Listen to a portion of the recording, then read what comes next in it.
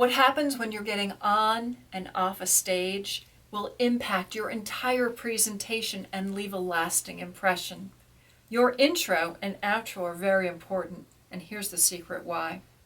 Hi, my name is Lee Hayes. I am the founder of Path to the Main Stage, where I help speakers like you get on more stages. And if this tip is helpful to you, go check out pathtothemainstage.com and you can sign up so you get a tip every week.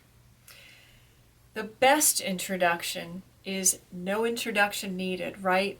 Those people who are really famous, who are very popular speakers, they barely need an introduction. Somebody says their name and the crowd goes wild.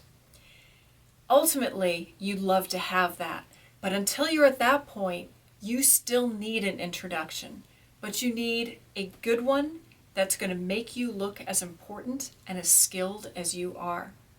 First tip is, have somebody else introduce you. The bigger the event, more likely there's going to be someone there to introduce you.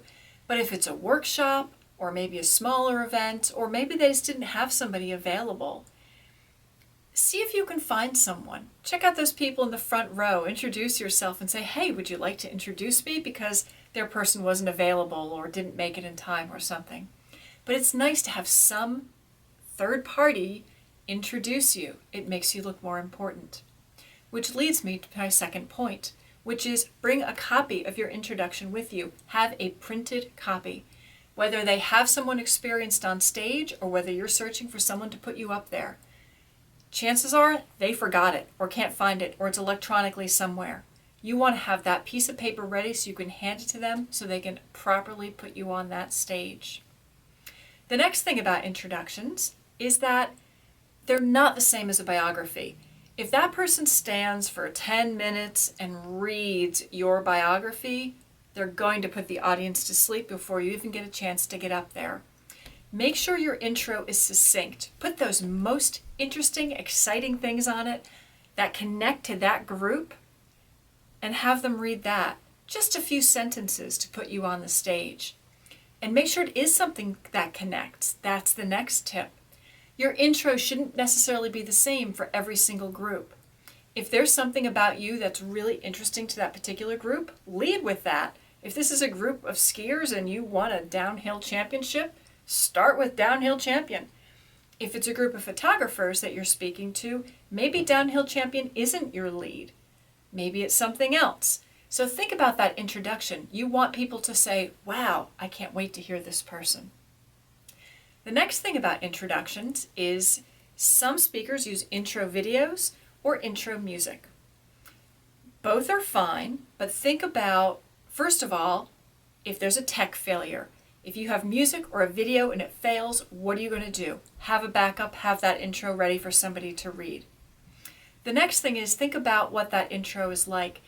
I've seen intro videos that, oh my goodness, ruined the talk. There was one I saw where the speaker, the whole clip, it was sort of a sizzle reel, and all it was people introducing her. Say her name was Jane Speaker. It was Jane Speaker on NBC. We meet Jane Speaker tonight on our show. It's Jane Speaker. And it was over and over again. By about the 10th time, you're going, wow, this is Jane, the narcissist speaker.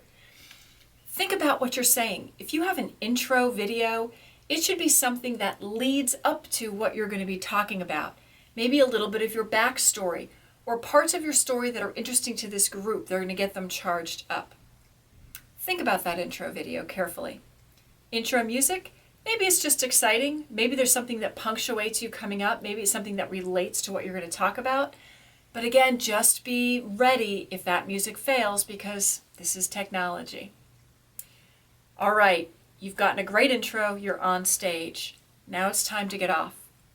When you finish speaking, you say thank you and you leave. Do not end your talk with, and that's all I have. Are there any questions? You want to make sure that you are giving the audience the opportunity to applaud you. They need to know when to applaud. If you say, oh, that's it, are there any questions? Anybody? Okay, well, I guess that's it. And then you wander off the stage, you're going to have a few confused people clapping because they're not sure if you're done or not. When you're done, you leave. Thank you. walk off the stage, even if you're doing a Q&A. What you tell the event planner or the person who's managing your ingress and egress to the stage is, when I finish, I will say thank you and I will leave. Then call me back to the stage.